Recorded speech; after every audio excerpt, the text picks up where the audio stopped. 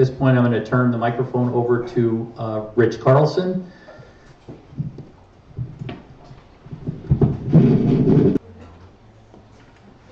Well, good morning. I don't need a microphone. I think everyone can hear me, right? Jerry, you can hear me? No? What'd you say? No, okay.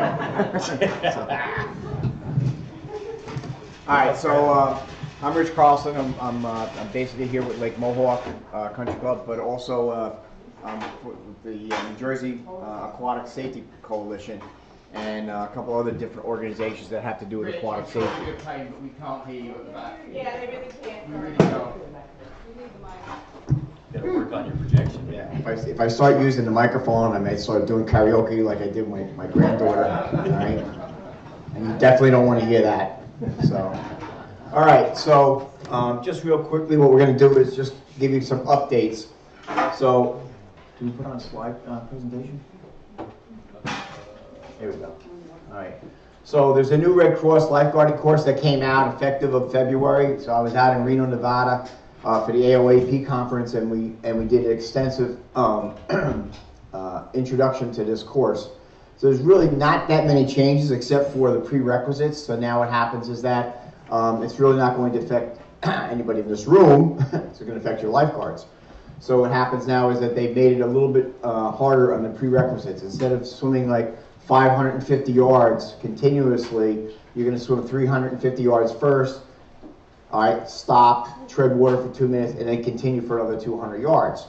All right, so that they've eliminated that treading water separately, because what happens is they want to see what the stamina is for these kids, because that's what you have to do. You have to swim out. You may have to tread water for 2 minutes, you know, doing this stabilization, backboarding, whatever the case may be, rescue, and then bring them back in. Everything else is exactly the same, all that. The course is still the same length.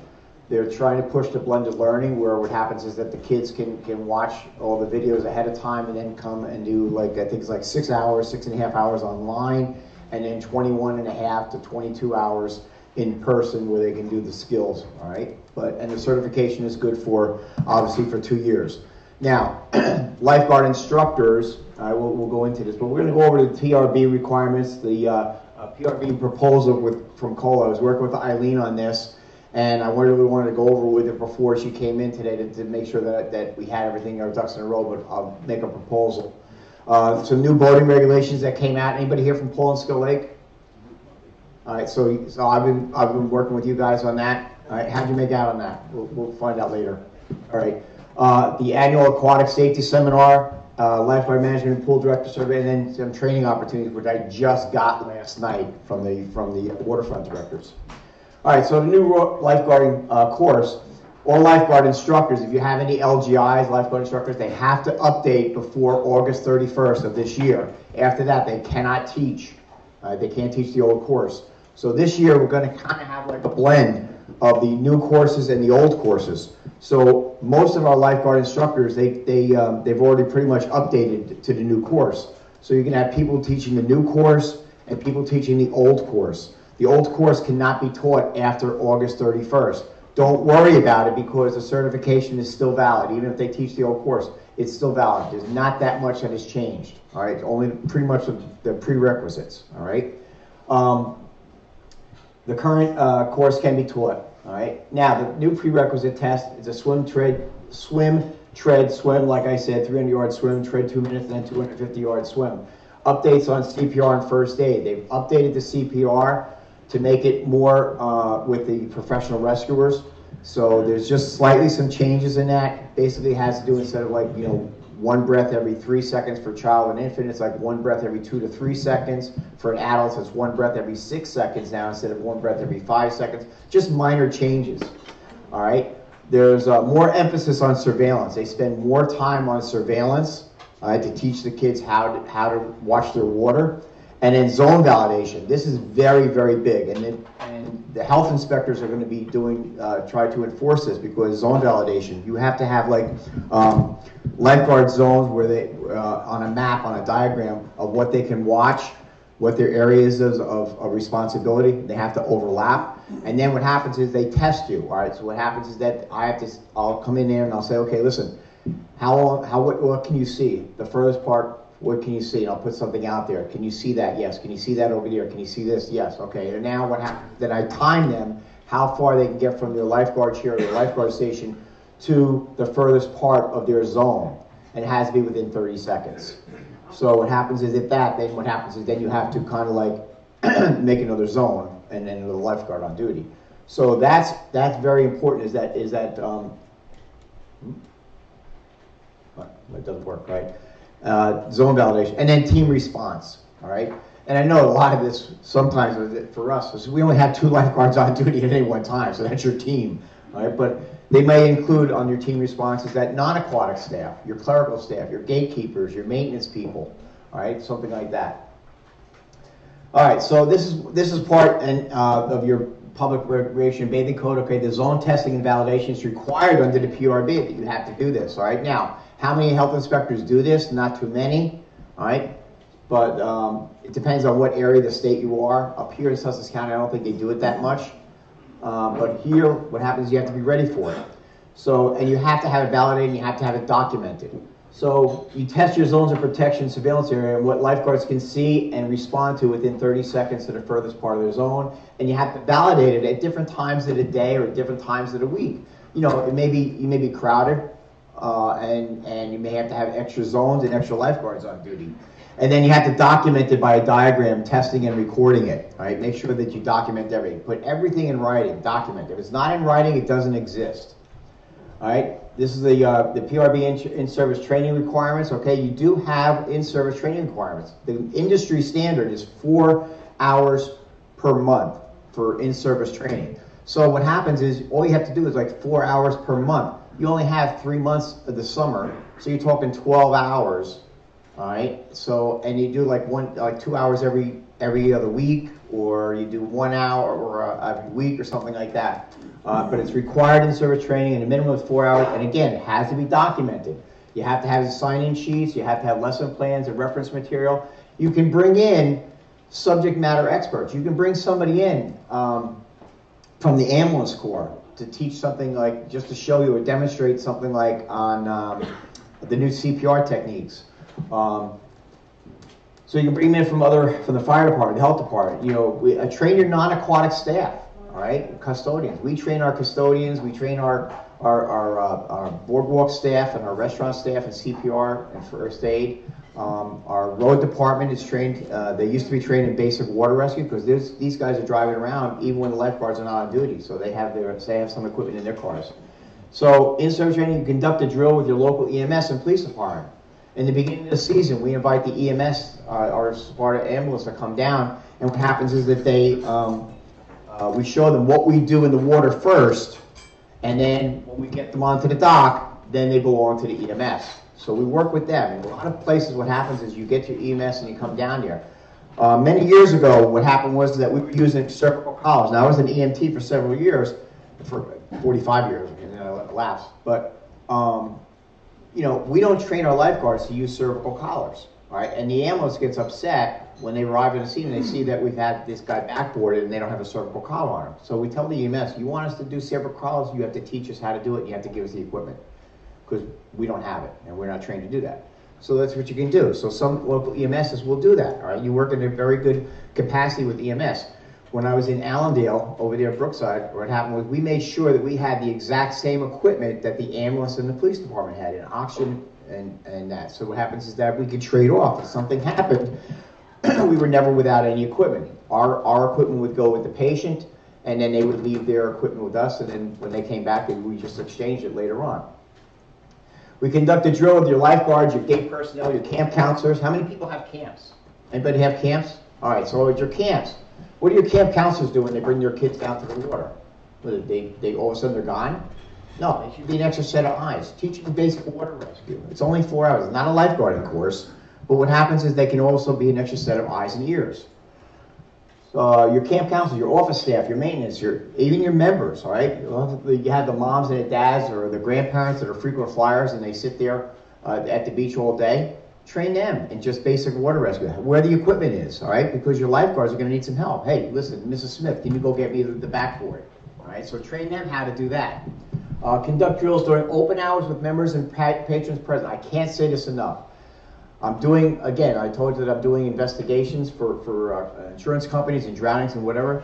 The last one I'm doing now is a $100 million case down in here in New Jersey, $100 million case. Most of the guys don't want to come to Jersey, I don't know why. I think they're going to get mugged or something, but anyway, they call me up and said, can you go to, yeah, so I wind up going to Bayonne or Newark or something like that, I got a bulletproof vest. So anyway, so you conduct your drills during open hours and when the members and patrons are present, because what happens is those are the people I'm going to interview, and I said, hey, did you ever see the lifeguards practice? No, I've never seen them practice. So, you ever see the lifeguards practice? Yeah, this is the witness I'm going to use. I'm going to use that witness. All right. These are just some of the in-service training things that we do here. We do this again during the day. All right. We'll put a mannequin out on one of our beaches during the day that they don't know which. We have like 13 beaches. We only staff like 11, but what happens is here is that, during the day, I'll have a mom come up and say to the lifeguard, hey, I'm missing my child, and blah, blah, blah, and we'll do a full thing, missing person, and the lifeguards will pull it out, and they have to do like 2 to 3, 4, or 5 minutes of CPR, all right? And they do this with the people in the present, and they're watching this. The whole thing takes like maybe 10, 15 minutes where we do this drill. This one here, we have the ambulance come down, all right? And what happens is that you can see what happens, we bring them out, and then we put them on, and we help them load them into the ambulance, all right? And then here we have a big sailboat class up here. We have the yacht club. So what happens is we have sailing lessons. We have a lot of kids that capsize. So what happens is our lifeguards wind up going out there to help, because the instructor's out there by himself, and he's got 10 boats. All 10 boats go with a good wind. And it's happened a couple times, so our lifeguards have to go out there and help these kids. So what happens is they teach the lifeguards how to ride the boat and how to talk the kid into doing it himself. These kids on the ambulance, 2 of these were brothers that were lifeguards before. All right, they still lifeguard for us, and then they were on the EMS, so that worked out pretty good. Kayak rescues, all right, we have a lot of, I'm sure you have a lot of kayaks or canoes that topple over and capsize. Teach our lifeguards again, how do you ride it? Talk to the people and tell them how to do this. And then ring buoys, all right? So these are all types of in-service training that you can do, and you just document it. So now we have a new proposal for the PRB from Colin. I've been working with Eileen on this, and because the most frequent questions that I got for the last couple of years is that why do we have to leave our equipment out?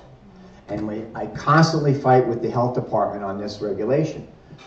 You go down to New Jersey, the PRB states basically that what happens is that if we're even special exempt, we have to provide the equipment. We have to leave it out. Now, so I said, well, wait a minute, what do they do down the Jersey Shore? Down the Jersey Shore at 5 o'clock or 6 o'clock, they blow the whistle, the lifeguards are off duty, they bring everything in, the lifeguard chair, everything's gone. There's nothing there, nothing left there. Not a ring buoy, nothing's left, all right? So I said, why are we different, right? And that's open to the general public. We're open only to members. So only our members use this. So I fight with them all the time on this, all right? Or discuss with them, all right? Actively discuss. So proposing a change that in regulation regarding the life-saving equipment specifically for member-only lakes. This would only apply to member-only lakes, not just COLA, but member-only lakes, not anything like Lake Apacon. This would only be for like all of our private lakes.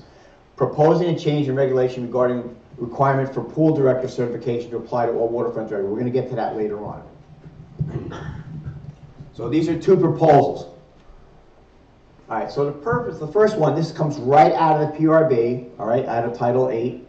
All right, the purpose of this chapter is to set reasonable, I use that word reasonable because that's in the statute, all right? However, this is the state of New Jersey, all right? Reasonable sanitary and safety regulations for public recreational bathing facilities and to preserve and improve the public health in the state as provided.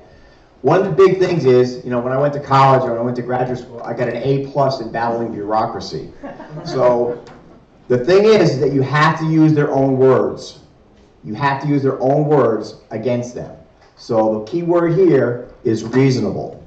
Is this reasonable? So I go to the health department, the health inspector's going to guess, okay, you're asking us to leave out our equipment.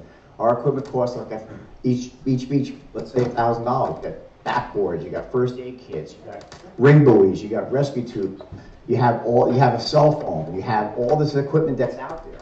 So you're talking like maybe $1,000 of equipment for just one beach, at least. I said, you have a laptop? She said, oh yeah. I said, okay.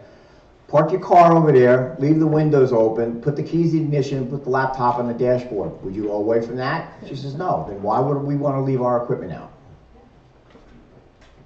She still didn't get it. But anyway, so these rules shall govern all public recreational bathing facilities in New Jersey.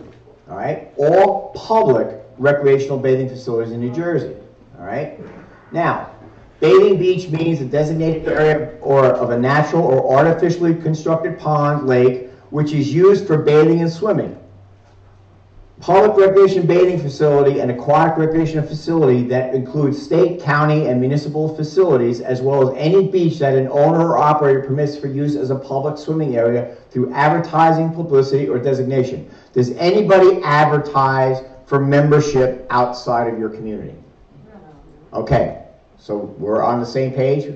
Are we being reasonable? All right.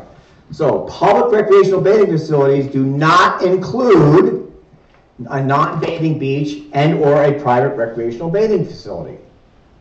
We're exempt. Right? No one ever caught that before. Specially exempt means a public recreational bathing facility that is a private lake or private community lake that restricts the use of its lake to the owners of units thereof and their invited guests. Does everybody comply with that? Pretty much, right? So we're all specially exempt. So here's the proposal that I'm proposing for COLA and to the PRB. The New Jersey Coalition of Lake Associations is comprised of over 85 private lake communities with approximately, and I have to find out how many members we have, using these lakes. A majority of these communities are relatively small in population, averaging about, and I'd have to average out all your members. Almost all these lake communities provide bathing beaches for their members and adhere to the New Jersey PRB as specially exempt facilities, which we do. These lakes are only open and available to their property owners, members, and invited guests. They do not advertise nor solicit to the public as open to the general population. Does anybody do that? No? Okay.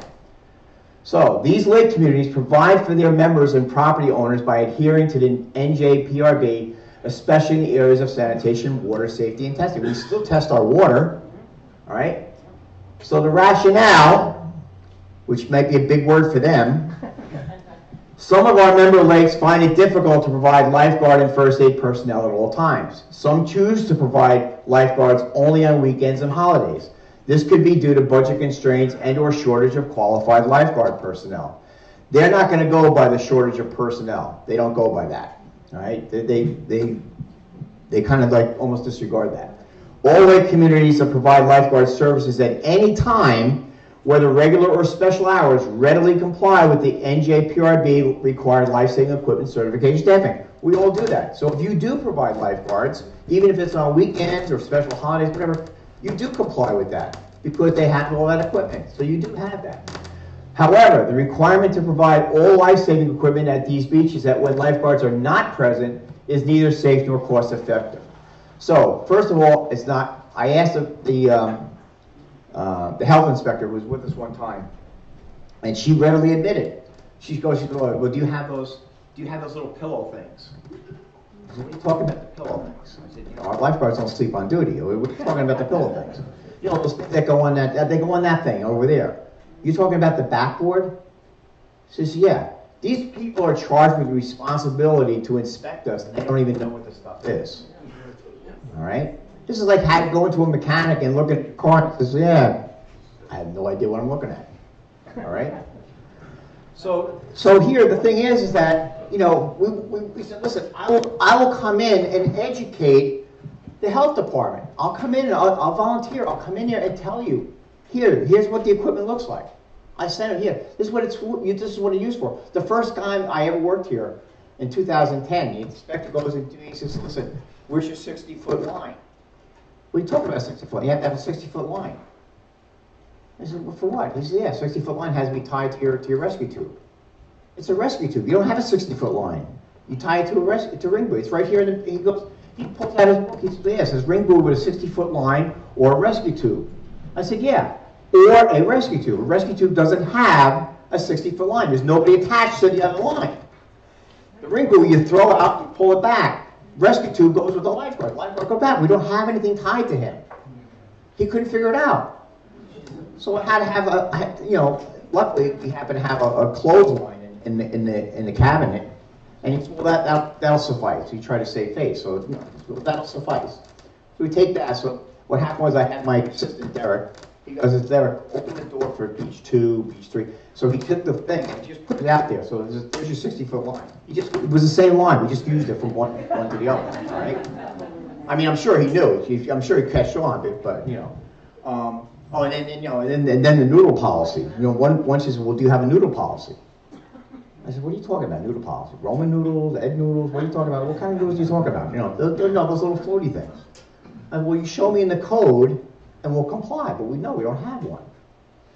So, she couldn't show me. So again, they can't show you like right away. They only do this like once a year, They're good with septics, so they know their shit there, but they don't know anything about water, all right? So, excuse me, all right, so. However, okay, so now our recommendation is that in lieu of leaving out all the rescue and first aid equipment, that all bathing beaches, supervised or unsupervised by lifeguards, have at least one ring buoy with a 60-foot line. Here's our 60-foot line, so I'm using their words. Attached along with signage that designated for emergency use only. Reach, throw, go call 911. And the signage should also list the location of the bathing beach. The ring buoy should be in place at all times, 24 hours per day. Now, Indiana just came out 2 days ago. Is now requiring anywhere around the Lake Huron and Lake Superior up there, the Great Lakes, every single community has to have a ring buoy out there. Around, I was over in Ireland. Every single water body has a ring buoy, all right, out there for public use. Not one has been destroyed or taken away. Okay, so these would be just some examples, all right? These would be some examples of what you could use, all right? Obviously, this costs money, but how much is it going to cost you to make that, all right? All right, so you may have to replace the ring buoys like every couple of years if you leave them out all year round. Which, if you have ice skating, I would leave them out. If you have ice things. But these are just some things. This one here, this is at White Meadow Lake. Jerry, this is down at your place, right? Now, obviously this would not pass, but we suggested this many years ago. We take our old rescue tubes when they lose the strap. So what happens is we take them down to the marina, they put a little strap on it like this, and what happens is we attach a line to it, and we leave them out at every single one of our docks. Again, not one has ever been taken. And we put on there, reach, throw, go, call 911, and on the back it has Tamarack Beach and the address. So what happens is they know where they are, and they can throw it out there. This one here is at Bradley Beach. This is down the shore. All right, Jersey Shore, it's down there. All right, so the health code regulations. So this is one of the PRB recommendations that we're making, because this is one of the things that sometimes you wind up getting into a discussion with your local inspector. All right, sometimes they overlook it. All right, so health code regulations require documentation, water samples, lifeguard certifications, your emergency action plans, and site diagrams. Now, I know this is controversial, but how many people use 15-year-olds to do waterfront? You can't do that. That's a Department of Labor regulation, all right? The health department does not enforce that, but it comes up on your payroll, and then if you get audited, or what happens is that it's a big problem that you might have, all right? So be careful with that. So what is required by local state regulation? You have to have rescue tubes, you have to have a ring buoy, you have to have first aid kit, telephone, backboard, or an AED. An AED when the lifeguard is present, all right? When the lifeguard is present. You don't have to leave that out. I think a couple of years ago we found out that there was a guy down in Wayne that what he does is he rents them out for the season. I think some people went that, it was a lot easier and cheaper. because then what happens is during the summer, he rents them out to the lifeguards, to the beaches, and in the wintertime, he goes to the ski resorts and rents them out there. So he does pretty good. Bathing beach supervision. So this is a proposal. So what happens is, yeah, Janine. Sorry, on the AED device, is that in question of being changed last year? Or it was mandatory and then it was choice? Yes, you're right. It was changed last year. So that as long as, what happens is that if you can document that, the ambulance can get there within X amount of minutes or something like that. And depending on how many people that you have at your beach too. So yeah.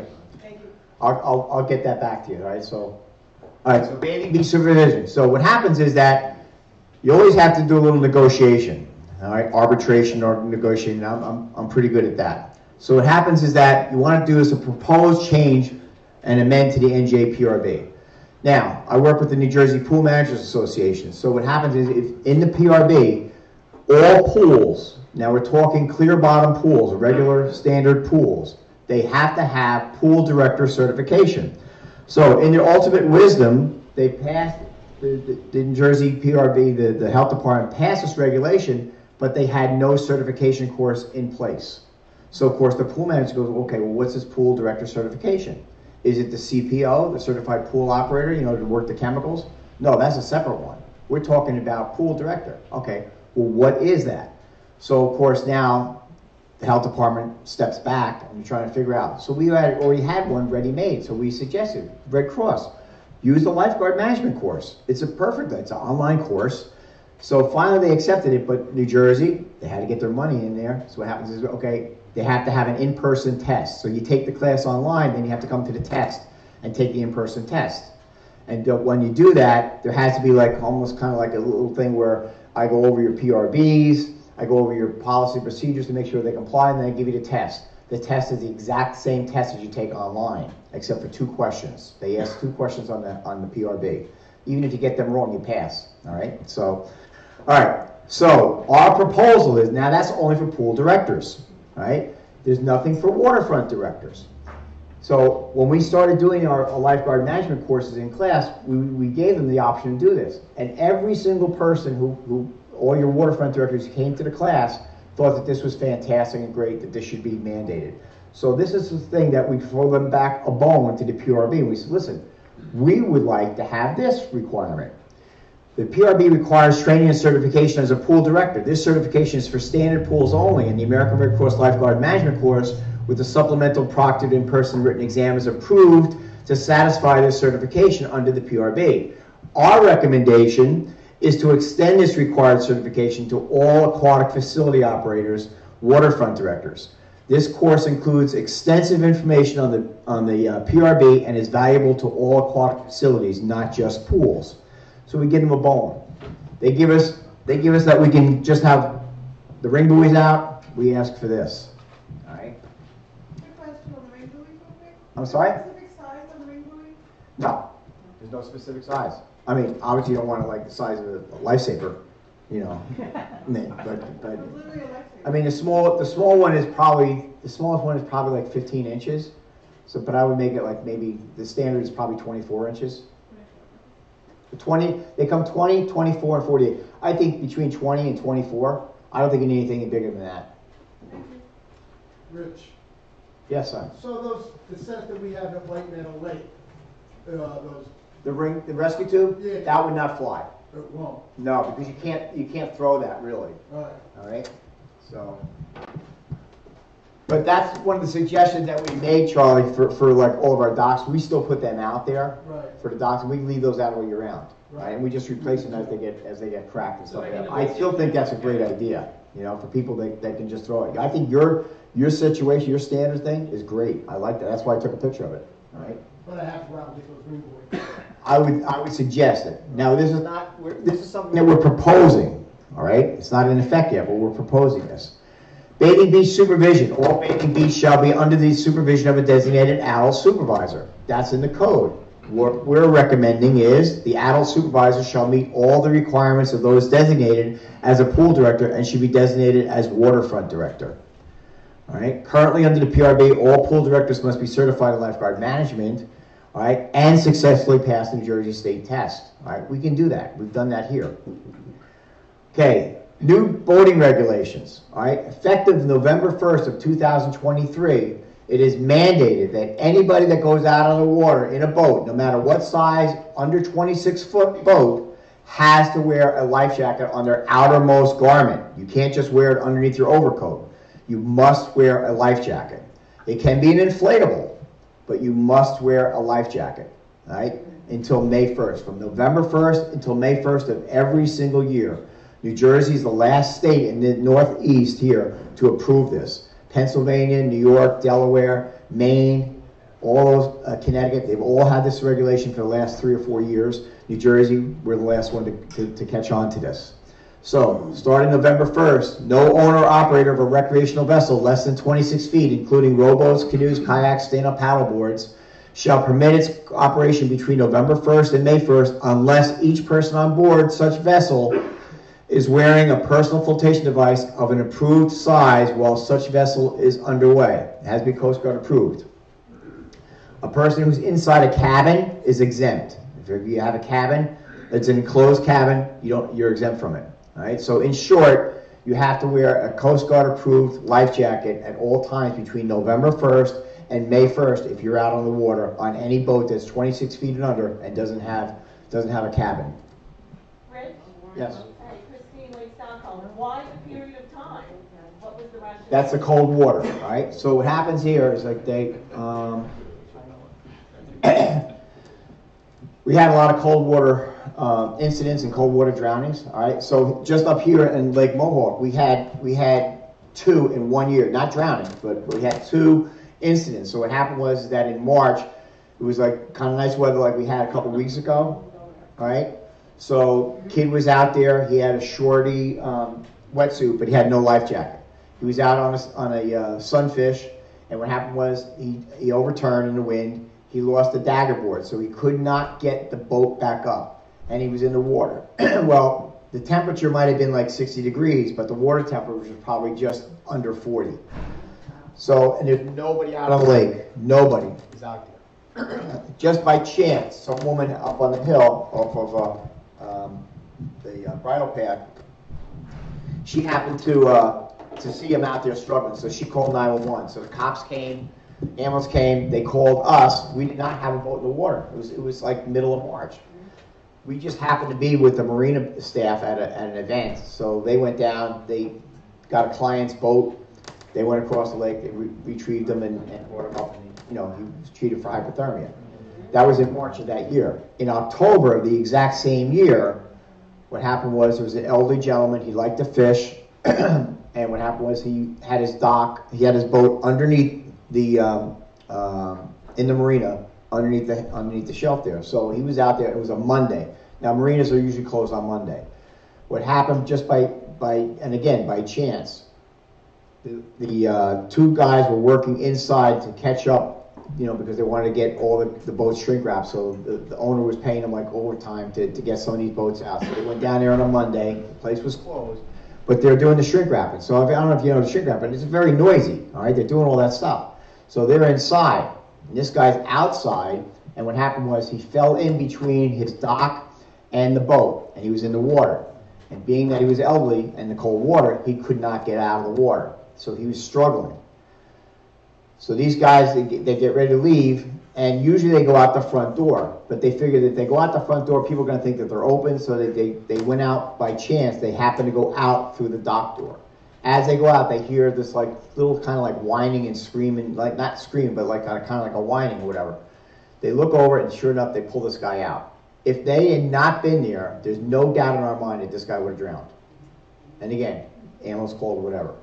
And then later on in the season, but this was probably later in this was another year.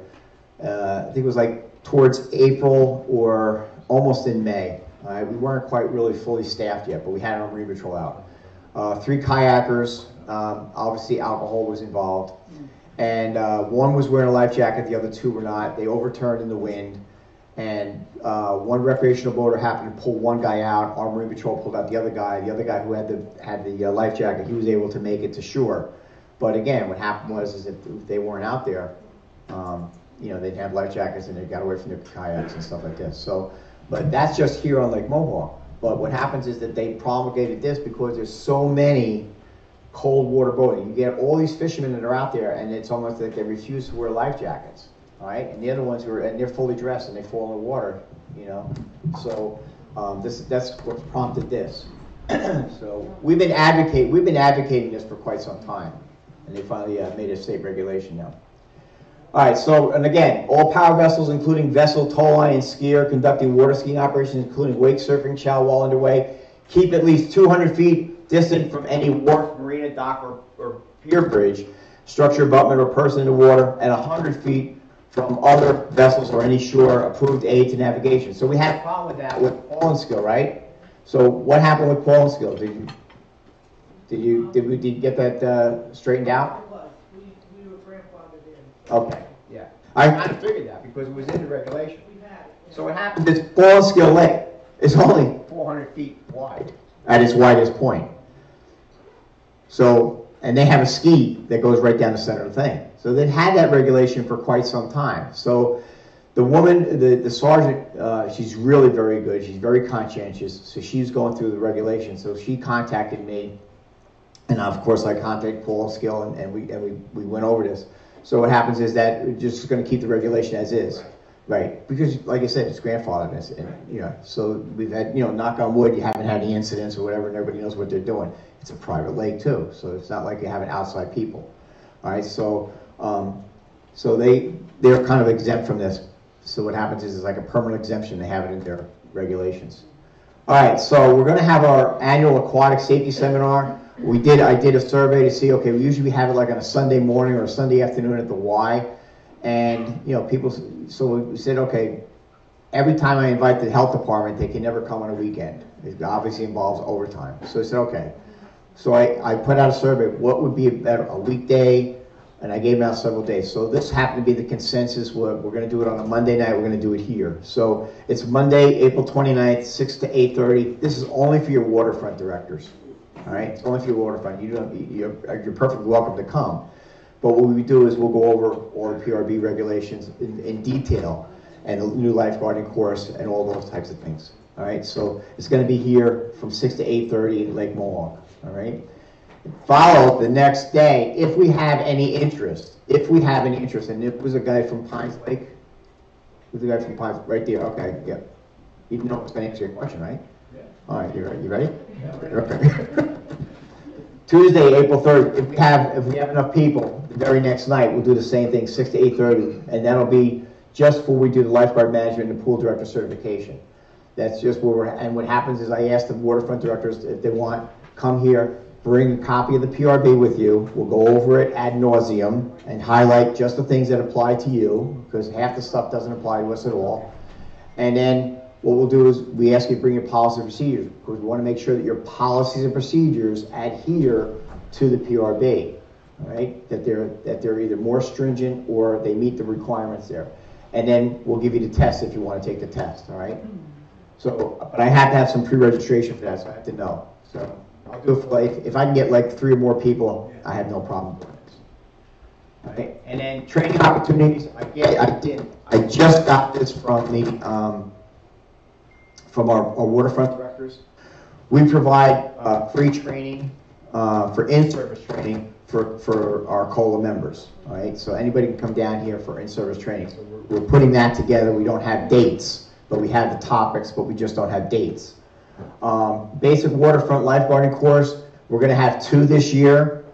One is going to be in June, and the other one's going to be in July.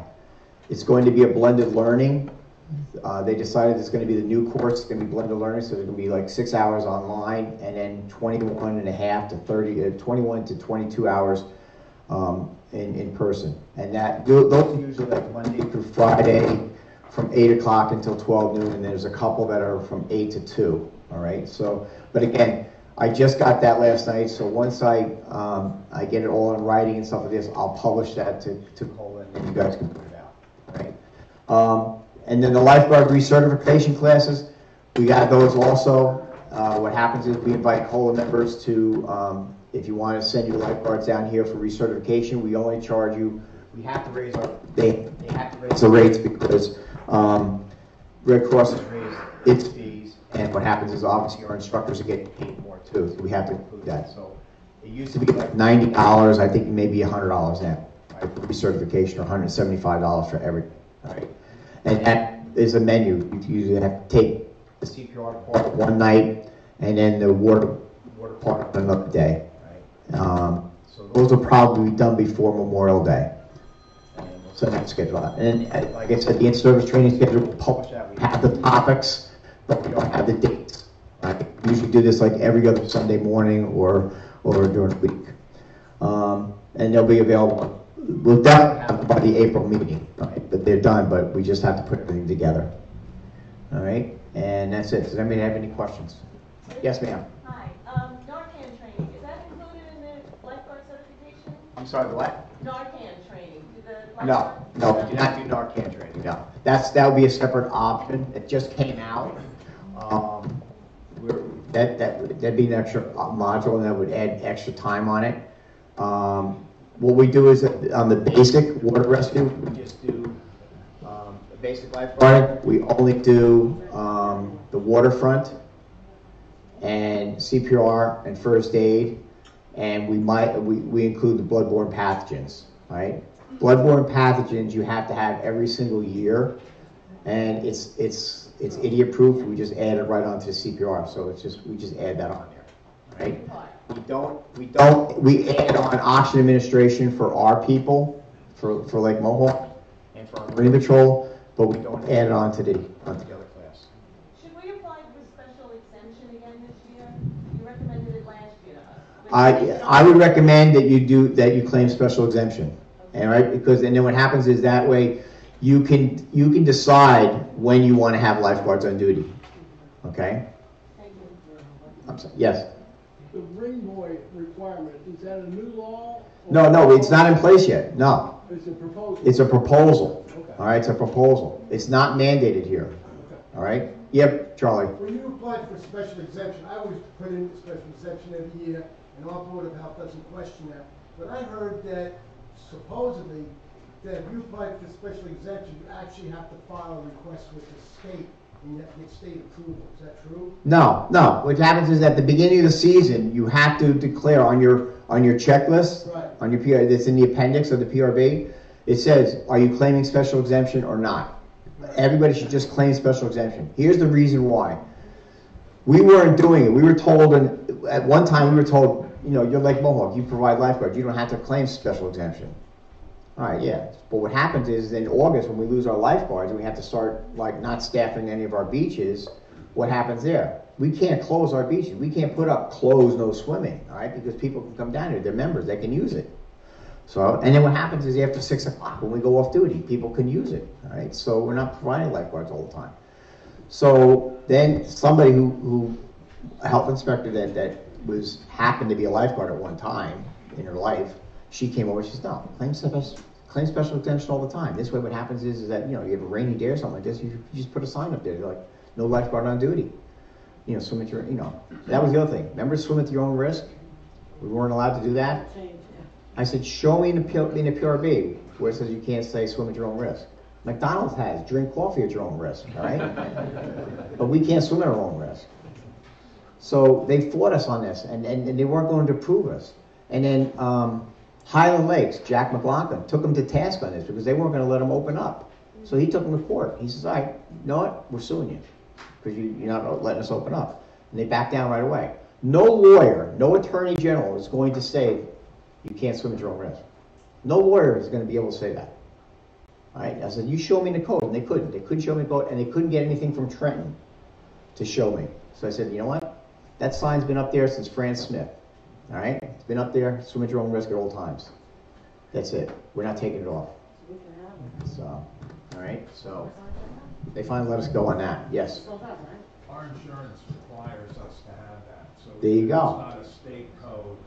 It's, they figure if something happens, we've already informed. You can have more. You can't have less on your sign. You can always have more. You can't have less. All right? So, and you have to remember, state regulations are the minimum. They are the minimum requirements. That's one step below inadequate. And sometimes it isn't. All right? Yeah, Charlie? Wasn't there a code that's to that, related to that sign, no lifeguard on duty, had to be a certain size font? That's still in existence, yeah. Red letter on That, the yes, left. that's still in existence. It's gotta be, I think it's gotta be like, 4x6? No. yeah, 4x3 or something like this, something like that. It's gotta be that big sign. Yes, that's still in existence. That's in the regulation, all right? Those stars in the back of the lifeguard stands, and when we're on duty, we put the backwards over it, so it's not. That's fine, yeah. I mean, so our recommendation is you claim special exempt, right? Because when you start losing your lifeguards, you've got a rainy day or something different, whatever. Now, I found that, and I don't have it with me, I was down at Avalon, and I was down at down the Jersey Shore, and they had all these fantastic signs on every single beach and in the lifeguard chair. I wish I could find it. I'm trying to think what the exact saying is. But we made them up, and we put them on the back of our lifeguard chairs, and we put them on the entrance to every beach. And basically, it says, Sabine, do you remember what it says exactly? Manned lifeguard station or something like this? This, swimming at a protected beach, I think, I'm just swimming at a protected beach is recommended. A manned beach is with a lifeguard in the chair. If the lifeguard is not manned, this is an unprotected beach, swim at your own risk.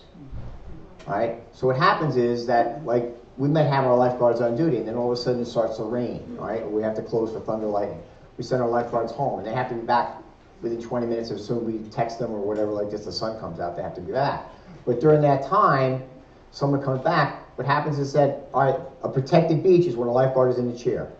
If the lifeguard is not in the chair, it's an unprotected beach. Swim at your own risk, so I know that. And they had those on every single beach down the ocean from Avalon all the way down to Cape May. So I just copied it. I said, well, you know, and I copied it. So, I mean, obviously it must have been approved someplace, so, but I used it. So we have them on all of our beaches, you know, unprotected beaches. So, anything else? All right? Okay. Thank you.